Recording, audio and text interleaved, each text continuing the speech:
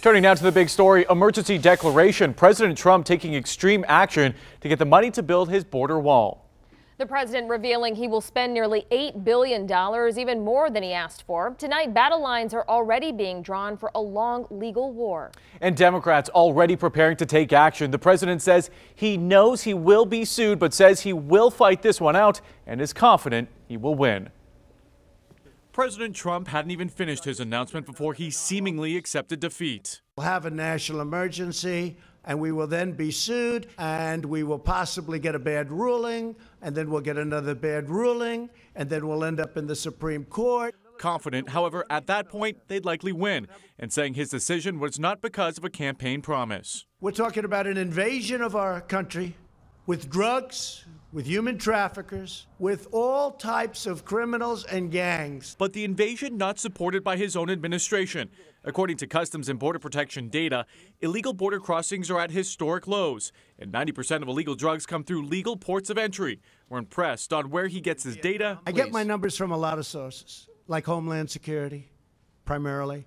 And the numbers that I have from Homeland Security are a disaster. The move means he'll have nearly $8 billion for the border wall. Nearly $1.4 billion comes from the border security bill. The rest from the Treasury, Pentagon, and military construction budget. Some of the generals think that this is more important. But don't expect construction anytime soon. Fortunately, Donald Trump is not the last word. The courts will be the last word. And the leading Democrats on Capitol Hill issuing a statement writing, "This is plainly a power grab by a disappointed president and clearly violates the Constitution." As of tonight, more than half a dozen Republicans speaking out against the move, cautioning the president against undermining the Constitution, saying it's a bad idea.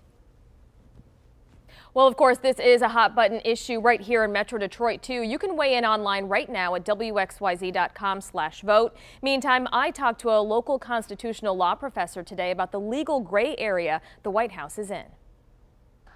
There's no shortage of opinions on the president's declaration of a national emergency to help fund the border wall. I don't think it's a good idea. We have other, I think, more pressing issues that would be considered a national emergency than the wall. I'm not saying that the wall is important, but I don't think it's national emergency worthy. I don't think he should use that authority to go forward with that. But, you know, by the Constitution, he has that right. I don't agree with it, but that's the rules we have in place. Others have left messages on our Facebook page in support of it, saying build the wall, protect our borders, and let's get it built. Thank you, Mr. President.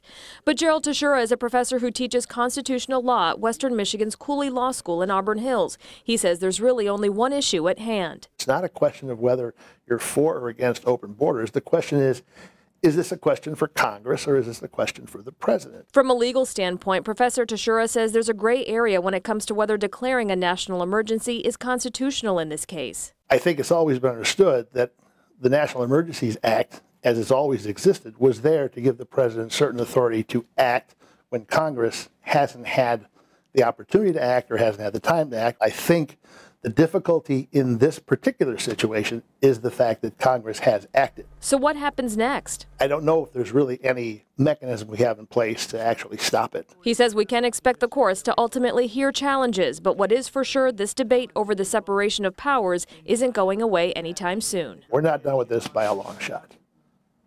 I think it'll drag into certainly well into the campaign season.